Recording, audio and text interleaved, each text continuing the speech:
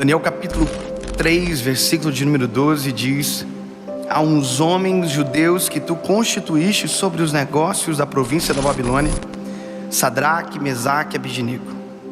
Esses homens, ó rei, não fizeram caso de ti. Aos teus deuses não servem, nem a estátua de ouro que tu levantastes adoram. Então Nabucodonosor, com ira e furor, mandou chamar Sadraque, Mesaque e Abidnego, e trouxeram estes homens perante o rei. Durante o tempo de liderança de jovens, pregando para jovens e adolescentes, uma das coisas que eu percebo é a preocupação em escolher alguém para namorar. Às vezes a gente vê gente que não era nem para estar pensando em namorar, mas que já quer namorar e estão desesperados, e às vezes estão orando e dizem para mim: pastor, eu estou orando para namorar. Eu acho isso interessante, namorar para orar, isso é muito legal. Mas às vezes a gente esquece que as pessoas que mais caminham ao nosso lado durante um tempo gigantesco da nossa vida são os nossos amigos. E para amigos parece que às vezes a nossa responsabilidade não é igual. A gente se relaciona com qualquer um, senta-se à mesa com qualquer um, a gente tem comunhão com qualquer um, e a gente se esquece que na verdade nós somos a média das 5 pessoas que mais andam com a gente. Ou seja, com quem você anda define quem você é. Se você só anda com gente má, a resposta é que provavelmente você não seja tão bom quanto imagina. Às vezes tem gente dizer para mim: pastor, eu estou namorando e eu só namoro com quem não presta. Aí lá no meu coração dá vontade de dizer: provavelmente você não vale muita coisa, porque essa é a realidade.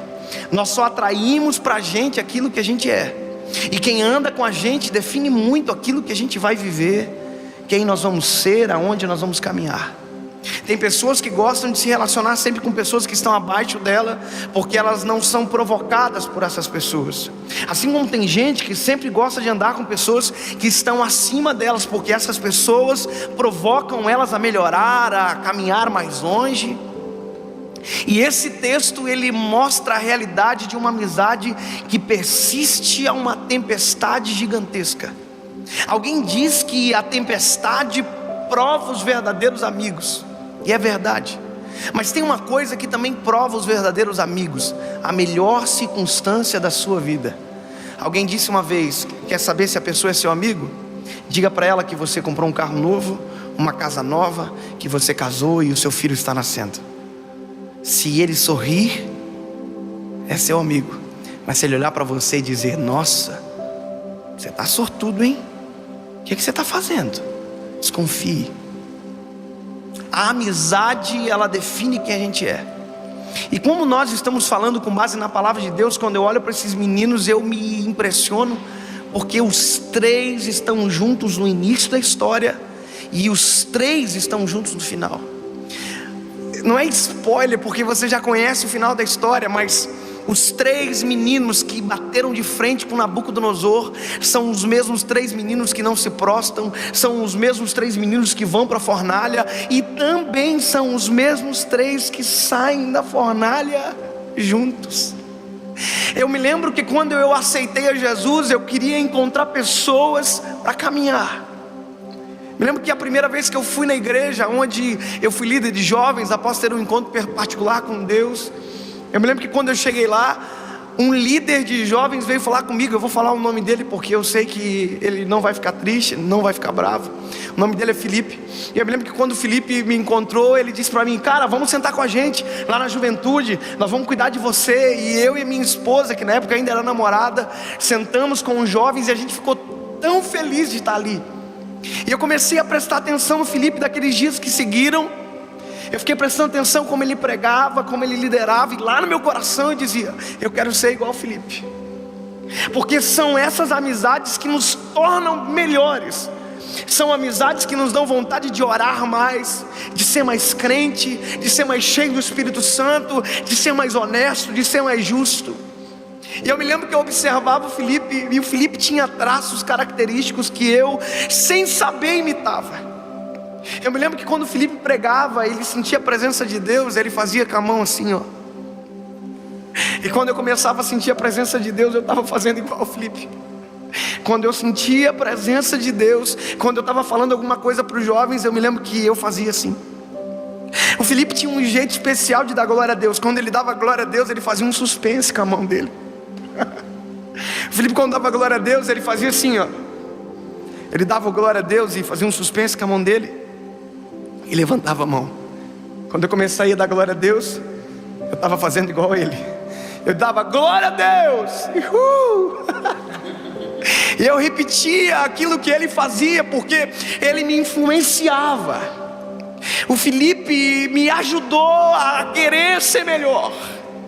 E esses hábitos, aquilo que ele fazia, esses trejeitos, na verdade era a mínima coisa que eu estava imitando dele, porque tinha algo maior acontecendo dentro de mim. Eu estava querendo ficar mais perto de Deus. E um dia ele disse para mim: Dave, eu tive um amigo na minha vida, o nome dele era Ninho, e Jesus levou ele. E ele era crente demais, e eu sou o que eu sou hoje porque eu tive um amigo igual ele. E eu dizia para ele: Felipe, você agora é um ninho para mim, e talvez um dia eu vou ser um ninho para você também. Eu vou melhorar. A gente se esquece que quem anda com a gente define quem a gente é. Eu me lembro que tinha uma coisa que eu não podia imitar o Felipe. O Felipe era batizado em línguas estranhas, no Espírito Santo, ele falava em línguas. Então eu fazia com a mão no rosto, eu dava glória a Deus igual ele dava. Só uma coisa eu não podia fazer: eu não podia falar em línguas estranhas. Então eu começava a orar dizendo: Senhor, me batiza, eu quero falar em línguas estranhas. Eu não sabia que na verdade eu estava dizendo só isso. Não é só porque eu queria, é porque eu queria ficar mais perto e parecido dele. Um dia, toda igreja tem aquelas irmãs do ciclo de oração top. Na minha igreja tinha. A irmãzinha do ciclo de oração puxou minha blusa e disse: vai para frente, que o Espírito Santo vai batizar você. A minha vontade era sair do banco assim, dizendo: ei, Felipe, fica ligado. E quando eu saí do banco e eu estava chegando na frente, um pastor que estava ministrando falou: ei moço, não ora por você, ora sobre a vida desse rapaz, um grande amigo meu. E eu comecei a orar sobre a vida dele, mas dentro do meu coração eu dizia: Senhor, eu quero ser batizado também.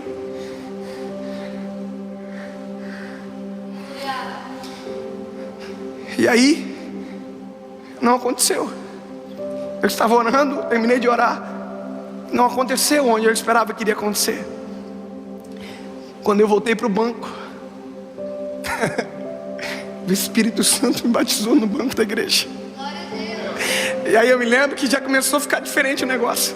Aí agora eu dava glória a Deus, eu passava a mão no rosto e eu falava em línguas. E a minha vontade era correr até onde o Felipe estava e dizer: ei, agora eu estou parecido com você, a gente pode andar mais junto. Eu estou ficando parecido com você. Começa a andar com gente que provoca você. Começa a andar com gente que faz você ter mais vontade de orar, de se aproximar do eterno, de ser mais crente, mais cheio do Espírito Santo.